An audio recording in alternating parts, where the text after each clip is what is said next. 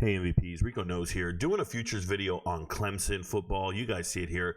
Clemson is an over-under of 9.5 wins. Everybody see this 9.5 wins. I want to remind you guys of a couple things. The 9.5 wins does not include your bowl game, and it does not include the conference championship. So you just have to get 9 wins in the regular season. So as of late, people are under the assumption Clemson has been struggling.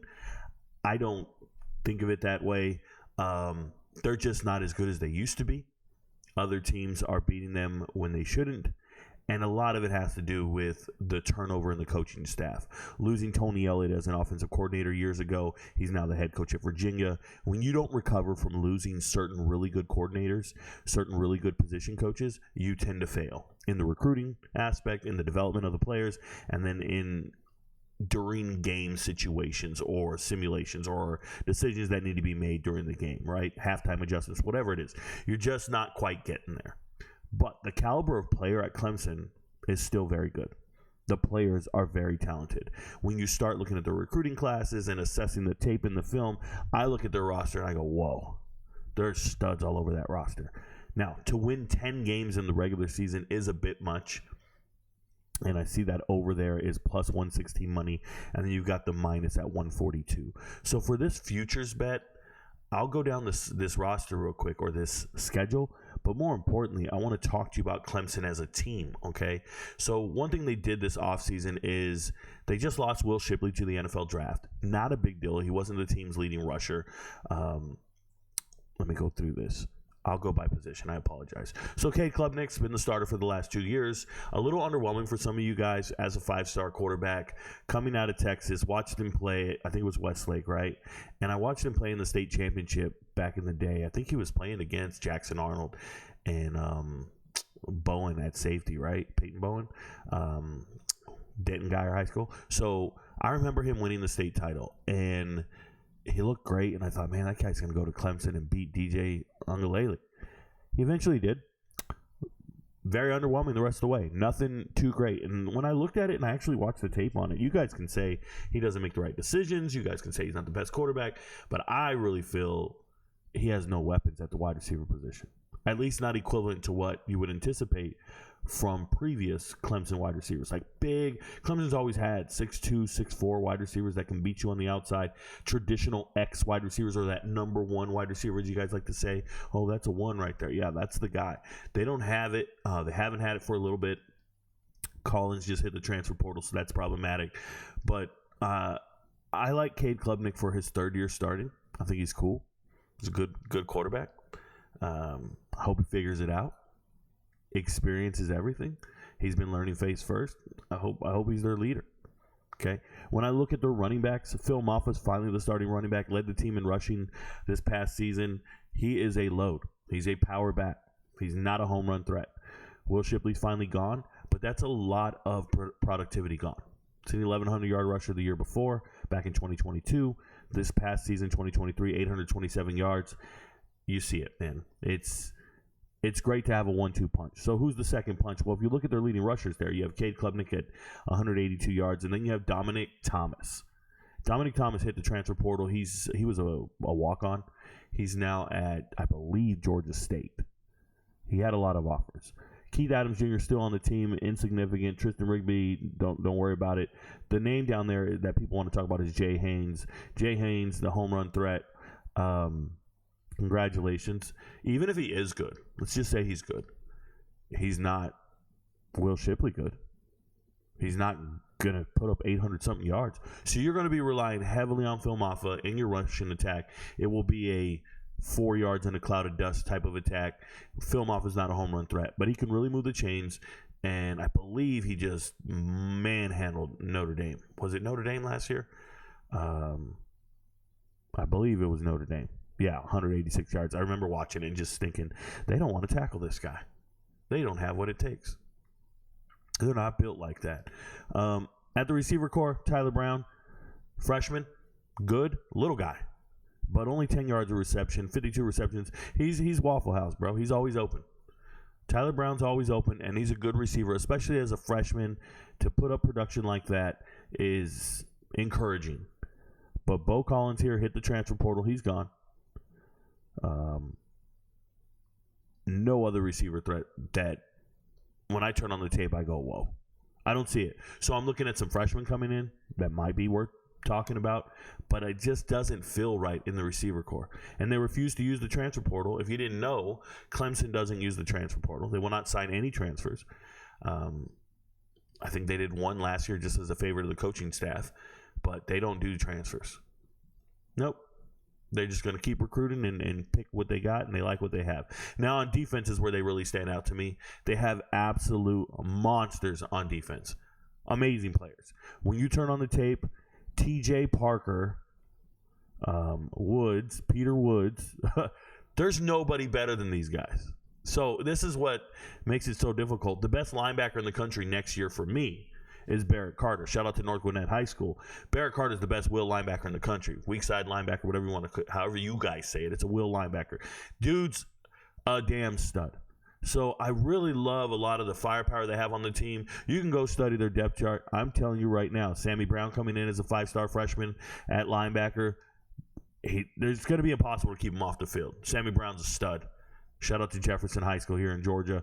You see it, Avion Terrell. That's A.J. Terrell's little brother, right? Dudes are all players, man. The problem was their offensive line not giving enough time to Cade Klubnik to make reads and make better decisions with what he's doing. And obviously, I have an issue with the receiver core talent pool, or lack thereof. One thing I want to talk about is they had 10 departures in the transfer portal. Out of the 10, you have Andrew McCubba going back to Texas, going back home. This is a multi-year starter. You have Torian Pride going to Missouri, and then obviously Bo Collins. Those are the big three of departures that are a problem. The rest are all rotational guys, can be replaced. You have strength at those positions. Don't worry about it. It's not that big of a deal. But those three hurt because that hurts your depth. And you really, those guys are going to be on the field contributing. One thing I want to point out is this offseason back in December, you had two people step away or get fired, essentially, from the coaching staff. You had the defensive ends coach, very specifically, defensive ends coach, Lemansky Hall. He'd been there for a while, finally gone. And then Thomas Austin not being asked to return after a couple years on the offensive line coach. Their upgrades at these two position groups are immense. And I'm talking about coaching.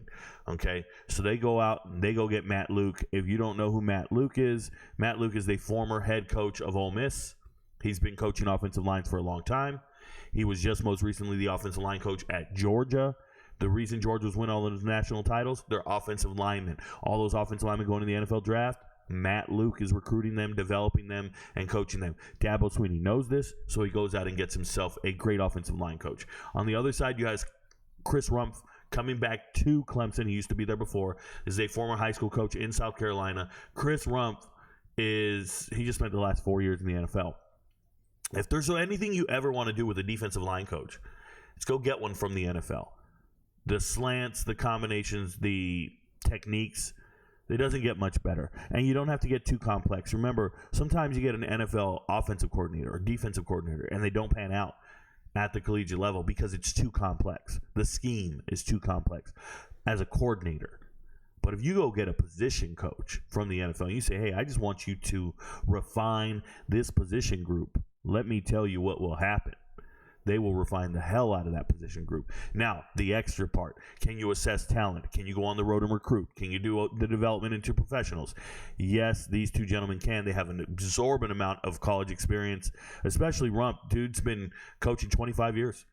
He used to coach all over. If you go down here and you look at his schedule, or his career path, he's coached everywhere that matters, including the defensive line coach at Clemson from 2006 to 2010. Now, that wasn't their heyday. That wasn't when they were great. But this man knows the university, has the right pipeline to high school coaches, going to keep talent in state, probably hit Georgia. That's your recipe for success. South Carolina and Georgia, keep all the kids in state and go dominate. So Clemson looks poised to improve this year, looks poised to be great. So I'm saying all that. Now, how do we feel about their over-under? Well, when I look at it, they're going to lose the first game of the season. They're playing Georgia. It's at Mercedes-Benz Stadium, essentially a home game for Georgia. It won't say at Georgia, but it is at Georgia. Okay, so you're going to Atlanta to play at Georgia. Clemson does not play well on the road. I want you guys to understand last season, their losses at Miami, at NC State, at Duke. 3 of their 4 losses were on the road to, I would say, lesser talented teams. And then obviously they lost at home in overtime to Florida State. But on the road, and even on the road at South Carolina, in a down year, South Carolina nearly beat them again on the road. 16-7 is not an impressive score to me, not with the talent that you have. So going on the road against Georgia, they're definitely losing that game. App State is going to be as great as they've ever been next year, or as good as they could ever ask for. I believe Clemson wins that game handedly, so they'll be winning it. Now, everybody believes in NC State's transfer portal class, what they've been building. I think they're going to miss Peyton Wilson, their star linebacker, the best linebacker I've seen on tape. I think they're going to be missing some of their studs and departures. It's still early enough in the season where they're working on continuity. I actually see Clemson winning that game. I do. Playing Stanford, it's going to be a 40-point win. At Florida State, on the road, once again, going against Florida State. Will Florida State and Clemson be a showdown like we anticipate? I think it will.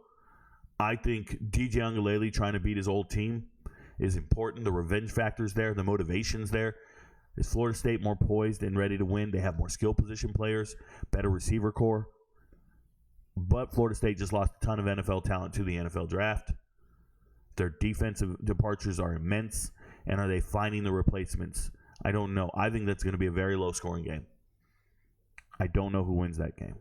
They can beat Wake Forest.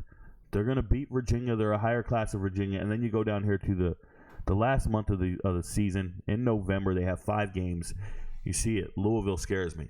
Louisville looks great. Louisville looks revitalized. Do they have the talent of players to compete with Clemson? I believe so. Louisville has weapons. It's going to be one of those things, my strength versus your strength. Clemson's defense is going to be a strength next season, and how do they match up? Okay. With all that being said, on the road at Virginia Tech is very scary to me. At Pitt, easy game. Citadel, easy game. And then they're at home against South Carolina. I think South Carolina is extremely improved. Lenore Sellers is a great quarterback, and they use the transfer portal like crazy. And so far, in the winter transfer portal cycle, South Carolina really impresses me. So, let's count their wins. 1, 2, 3, 4, 5, 6, 7, 8. Let's say you have them beating Louisville and South Carolina. You're on the over at that point. If you have them losing to Georgia, you have them losing to Florida State, then all you need them to do is win one of these games, Louisville and South Carolina, and you're on the over. If you have them losing to Florida State and Georgia, they need to win those last 2 games. Both of them. To be the over. It's 9.5, right? So I'm going to tell you right now, if you don't feel comfortable betting on it, then don't bet on it. But I like the under on Clemson. I think it's a bit much to ask for them to beat Florida State and Georgia and Louisville and Clemson all in the same season. I just think it's a bit much to ask this time around. I love their defense. Could be wrong. You can stay away from this bet all the way around. Or you can say, hey, we're going to have a resurgence in Clemson. Rico just convinced me their team's going to be great, and they're going to get it done. I like a lot of their pieces, and you're getting plus money. It's one unit. It's one unit this far out. I will be making a chart. I will be keeping track of all of the over-under bets and what percentage we hit on these. Just curious, for next season, it'll be data. So maybe we treat this season as data, and next season you pull the trigger on some of these bets.